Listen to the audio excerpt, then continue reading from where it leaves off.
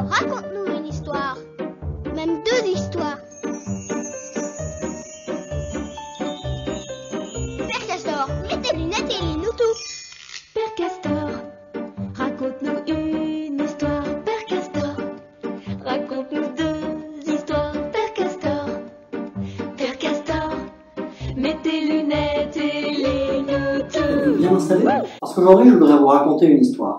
Oh, pas n'importe quel type d'histoire. Je voudrais vous raconter un mythe. C'est une histoire bien particulière. Et ce mythe, c'est le mythe qui est proposé par Platon et qu'on appelle le mythe de Prométhée.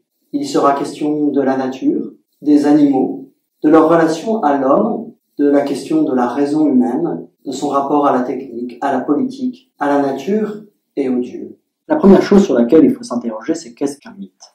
Un mythe est une histoire imaginaire. Elle ne raconte pas la réalité. Elle ne prétend pas la vérité. Alors à quoi ça sert ? Le mythe est en même temps symbolique. Il donne à penser. C'est un moyen pour Platon d'aller réfléchir sur ce que la raison n'est pas en mesure d'acquérir par le raisonnement, la démonstration, etc. C'est un point de départ symbolique et imaginaire qui permet la réflexion, à partir de quoi la réflexion va pouvoir se mettre en mouvement et ainsi commencer à chercher, quitte à revenir ensuite sur les conclusions du mythe. On voit la puissance du mythe, c'est-à-dire que en passant par des images, en passant par des symboles, eh bien, on arrive ainsi, mieux que par un discours abstrait, à penser des choses extrêmement complexes et en même temps extrêmement précises. Cette histoire a lieu il y a très longtemps. Il était une fois des dieux qui décidèrent de créer les animaux, c'est-à-dire les vivants mortels, avec du feu et de la terre et quelques autres choses. Et ils confiaient la tâche de répartir entre tous ces animaux les différents dons à deux autres dieux, des titans, Prométhée et Épiméthée. Épiméthée demande à Prométhée l'autorisation de faire cette distribution et confie à Prométhée l'inspection finale de cette distribution. Épiméthée, il y a déjà un problème, c'est celui qui réfléchit après avoir agi. Pourtant, Épiméthée est très consciencieux et fait les choses bien. Il procède en deux distributions. La première veille à ce que toutes les espèces aient la même chance de survie. Ainsi, il veille à ce qu'aucune espèce ne prenne le dessus sur l'autre. Alors, par exemple, il donne la vitesse et l'impulsivité au jaguar, mais la résistance à la gazelle. Ainsi, si le jaguar n'a pas croqué la gazelle en 200 mètres, la gazelle s'échappera. Il a donné certes au chat le pouvoir de manger la souris, mais il a donné à la souris le pouvoir de reproduction qui fait qu'elle se multiplie très vite, bien plus vite que ce que le chat peut manger. Ainsi, toutes les espèces ont une égalité des chances. Elles peuvent toutes survivre les unes par rapport aux autres. Et puis il y a une deuxième distribution, non pas entre les espèces, mais par rapport à la nature. Il s'agit de faire en sorte que chacune des espèces puisse supporter les conditions climatiques, puisse se transporter, puisse subvenir à ses besoins. Ainsi, Épiméthée dispose pour telle espèce de la peau, pour telle autre des poils, pour telle autre encore des sabots, enfin tel type de dents pour pouvoir manger, ou au contraire tel type d'estomac. À la fin, vous voyez, c'est véritablement un cosmos qui fait que toutes les espèces peuvent coexister dans une nature dans laquelle elles sont adaptées à leur milieu. Oui, mais voilà, Épiméthée a oublié une espèce. Et cette espèce, c'est l'homme, pour laquelle il ne reste que quelques poils. Ainsi, sur le plan naturel, biologique, l'homme se retrouve l'être le plus démuni, le plus faible. Il est nu, sans chaussures, ni armes. Il est en position de déséquilibre. Que dire sur la première distribution faite par Épiméthée, celui qui réfléchit après avoir agi ? D'abord, dans ces deux distributions, il y a une certaine idée de la justice distributive, c'est-à-dire qu'il s'agit de créer une égalité des chances. La première égalité des chances, elle se fait entre les espèces. Il s'agit de faire en sorte que toutes les espèces, dans leur rapport les unes avec les autres, puissent continuer à vivre, qu'une espèce ne soit pas favorisée par rapport à elle.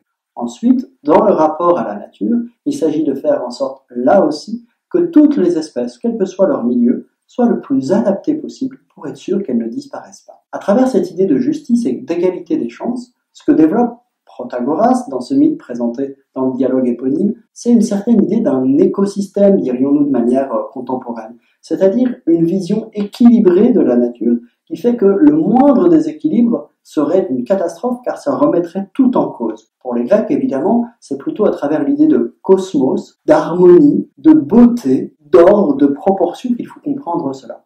Il n'empêche, il y a quelque chose ici de dire qu'il faut avoir une vision du tout et que chacune des parties participe à l'équilibre du tout et que le déséquilibre est dangereux. Oui, mais voilà, l'homme est à l'intérieur de cette harmonie le lieu du déséquilibre, le lieu de la fragilité. Et pourtant, on va voir qu'il a une fonction essentielle dans cette harmonie globale. Il est le plus faible des hommes. Il est celui qui risque de disparaître. Il n'est pas dangereux par un surcroît de puissance. Il est sans chaussures, sans armes, nu. Donc c'est celui qui, dans la nature, est vraiment celui qui est le point de déséquilibre dès le départ. L'homme, sur le plan biologique, a tout de suite une place problématique. Il est en défaut, il est en manque. Prométhée comprend très vite ce déséquilibre et comprend que l'espèce humaine est en danger. Il va falloir réparer cette erreur d'Épiméthée. Prométhée, c'est celui qui voit loin, c'est celui qui réfléchit avant d'agir. Et il sait les conséquences catastrophiques qu'aurait la disparition d'une espèce, celle des hommes. Aussi, commet-il un acte très grave et en même temps très important. Il va voler aux dieux, à Athéna et Héphaïstos, les arts et le feu. Cela permettra aux hommes de subvenir à leurs besoins, de s'adapter à la nature, de pouvoir cuire les aliments, de pouvoir se protéger des conditions climatiques dans une maison, de pouvoir se fabriquer des chaussures pour se déplacer. Ainsi, Prométhée a réparé l'erreur de la deuxième distribution d'Épiméthée. Mais, en donnant la technique aux hommes, Prométhée n'a pas tout résolu, car les hommes sont encore très vulnérables envers les autres espèces qui sont plus puissantes que lui, et vulnérables envers l'homme lui-même. La technique lui a donné une puissance certes très grande, mais qu'il peut détourner pour tuer ses semblables. La deuxième distribution, c'est celle de Protagoras. Elle est intéressante parce qu'elle se fait par un don ou par un vol divin. Alors on peut comprendre ce manque de deux façons. Soit on comprend négativement, eh bien on doit dire que l'homme est en état de manque. Soit on le comprend positivement. O felix culpa, que talem ac tantum meruit abere donum. Ô bienheureuse faute qui nous valut un tel don. Parce que grâce à la technique, l'homme va posséder la raison, le logos, c'est-à-dire en lui quelque chose de divin. Et le premier aspect de la raison qu'il va posséder, c'est la technique. Cette technique, elle est très importante parce que du coup, ça fait de l'homme un être hybride. Il n'est pas tout à fait de la nature, il n'est pas tout à fait des dieux. Alors, on peut voir qu'il est déséquilibré par rapport à la nature, qu'il est déséquilibré par rapport aux deux. Mais en même temps, il est la charnière de ces mondes-là qui permet une harmonie beaucoup plus grande, même si son rôle est très compliqué et va être difficile. Ce qui est intéressant, c'est que la distribution de la technique ne se fait pas, comme pour la distribution chez les animaux, de la même façon pour tous. Au contraire, elle est différenciée. C'est-à-dire que tous n'auront pas toutes les techniques. Chacun possédera une technique. On peut voir ça de deux façons, principe de raison suffisante. On n'a pas besoin que tous soient médecins. Un médecin suffit pour 1000 personnes. Et puis on peut voir aussi positivement cela. Si les dons techniques sont partagés entre les hommes, alors il y a cette idée que les hommes vont devoir collaborer entre eux.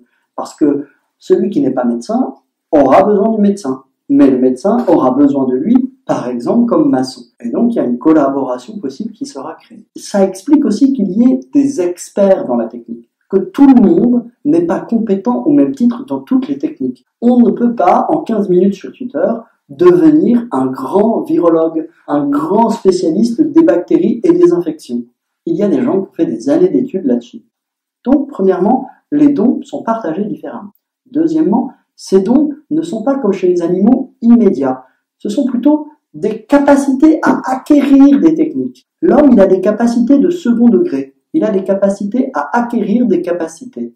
C'est là le début de l'apprentissage. C'est là le début de la capacité du développement de l'être humain. Et ça, c'est très important. Ça veut dire que l'homme va entrer dans l'histoire. Il ne sera pas la simple répétition d'une nature d'année en année. En même temps, la technique, si elle répond très bien à son objectif, qui est de permettre à l'homme de s'insérer dans son milieu, de s'adapter à son milieu, est très insuffisante pour vivre avec les autres animaux et contre les hommes. Ça montre quoi? Ça montre, 1, que la technique humaine n'est pas toute puissante. Que 2, si la technique humaine est auxiliaire, elle est en même temps très dangereuse.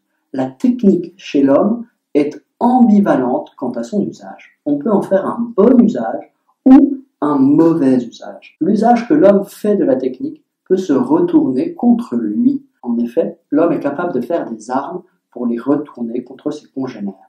Autrement dit, on a déjà en creux quelque chose de la politique qui va venir après. Cela signifie que la technique n'a pas en elle-même sa propre règle d'usage. Que si la technique est bonne, eh bien l'homme peut détourner son usage. Il peut en faire un très bon usage comme un mauvais usage. Et ça veut dire que la règle va se trouver ailleurs. En creux de cette analyse de la technique, on comprend déjà ce que sera la politique. La politique, c'est ce qui va permettre la survie par la non-guerre. La politique, c'est ce qui va permettre la survie parce qu'elle ne sera pas technique. Elle vient pallier le manque de la technique. Enfin, la politique, elle ne sera pas individuelle, mais nécessairement collective. La politique, c'est l'affaire de tous. Comprenant cela, Zeus intervient et va leur faire un deuxième don qui va permettre justement de rétablir l'équilibre entre les différentes espèces et entre les hommes. Ce don, il est très important. Il est moral et politique. Il offre aux hommes ce qu'on traduit maladroitement par la pudeur et la justice. Zeus, en offrant la morale et politique, offre à l'homme sa véritable nature. Il est à la fois un vivant mortel, c'est-à-dire un animal, mais il est doué de raison, d'intelligence. Et cette intelligence a plusieurs dimensions. La dimension technique d'abord, et aussi la dimension morale et politique. Dimension morale et politique qui conduira l'homme à avoir une dimension spirituelle de relation avec les dieux. Ce don moral et politique de Zeus est fait de manière égale. Zeus charge Hermès d'offrir à tous les hommes de façon égale la justice et la pudeur. Tous sont politiques au même titre. Il n'y a pas d'expert de la politique. Il faut revenir un instant sur les deux dons que Zeus demande à Hermès de donner aux hommes. D'abord, cette grande et importante vertu de justice, celle qui règle les relations entre les individus pour rendre à chacun ce qu'il lui dit. C'est une vertu, mais cela va aussi nécessairement avec des institutions. Et puis, ce deuxième don, qu'on pourrait dire plus moral, que j'ai appelé pudeur, mais qu'on peut dire aussi vergogne, honte, hypocrisie, peut-être même certains pourraient la comparer à l'ashuma. Et ça, c'est très important parce que il y a quelque chose qui est intérieur, comme la conscience, quelque chose qui commande notre comportement, même sans le regard extérieur. Cette réserve, cet honneur est nécessaire à la vie en communauté. La loi ne suffit pas à régler les rapports des uns avec les autres. Il faut quelque chose de plus. Ce don-là, il est essentiel pour Zeus. Et c'est peut-être, avec la justice, le don le plus grand, bien plus important que la technique. Or, Zeus demande à Hermès de diviser cela de manière strictement égale entre tous. Tous les êtres humains doivent avoir ce sens de la justice et ce sens de la pudeur. Au point, dit le mythe, que si quelqu'un n'en était pas possesseur, il devrait être tué comme étant le plus grand danger pour la cité. On voit donc que la politique est l'affaire de tous et l'affaire d'une collectivité, d'un groupe. Elle n'est jamais l'affaire de quelques-uns, une oligarchie technique par exemple, l'affaire d'un seul, elle est l'affaire de tous. Et c'est cette réflexion-là que voulait montrer Protagoras. Ainsi, on comprend la place particulière de l'homme dans la nature, par rapport à lui-même, par rapport à ses semblables, et dans l'usage de sa raison. Au terme de ce mythe, que pouvons-nous conclure? D'abord, on peut conclure que, pour Protagoras, la nature est à comprendre comme un écosystème, un équilibre, quelque chose d'harmonieux. Deuxièmement, que l'homme a un statut hybride, problématique quant à cette harmonie. Il n'est pas tout à fait de la nature parce qu'il est le plus faible des êtres de la nature. Mais il n'est pas tout à fait des dieux parce que, s'il possède la raison, il n'en reste pas moins un mortel. L'homme, c'est cet être d'entre-deux. L'homme, c'est cet être de transition. C'est une articulation. Et par là, nécessairement très fragile. Alors, ce qui fait la spécificité de l'homme par rapport aux animaux, c'est ce logos, cette capacité divine à la parole, à la raison. Et ce que l'on voit, c'est que cette raison, elle a plusieurs aspects. Premier aspect, la technique. Deuxième aspect, la morale et la politique. Troisième aspect, qui n'a pas été évoqué, mais qui est la fin du mythe, les hommes vont se tourner vers Dieu pour leur rendre des cultes. C'est la dimension spirituelle de l'homme. C'est très intéressant de voir que la raison n'est pas concentrée uniquement dans la science. Et on a vu aussi que la science, la technique, n'est pas suffisante pour faire vivre les hommes entre eux. L'homme a besoin de la politique. Que la politique est un domaine propre et que vouloir réduire la politique à la technique ou à la science, ça conduit nécessairement à la guerre parce que la technique n'a pas en elle-même la règle de son bon usage. Très important. Quand on réduit la politique à la technique, c'est en fait la vie des êtres humains qui n'est pas possible. L'homme donc a cette position très particulière qui fait que il n'a pas des capacités, mais il a des capacités à acquérir des capacités, et qui fait qu'il doit toujours veiller à sa puissance, à sa place dans la nature. Et c'est là où la morale et la politique jouent. Il doit toujours réfléchir à l'équilibre qu'il a. Son progrès, son augmentation de puissance n'est pas le critère de sa bonté. Il y en a d'autres. Voilà, j'espère que cette petite réflexion sur la politique, la technique, le rapport à la nature vous aura intéressé. N'hésitez pas à vous abonner à la chaîne pour recevoir rapidement les notifications en appuyant sur la petite cloche qui est en bas de votre écran. Et puis, j'espère à dimanche prochain. Si vous avez des idées de thèmes, n'hésitez pas à me communiquer. Bon dimanche! Peut-on avoir un dragon chez soi quand reviendra gracieuse la mouette, le loup et Marlaguette? Quand reviendra gracieuse la mouette, le loup et Marlaguette? Raconte-nous une histoire.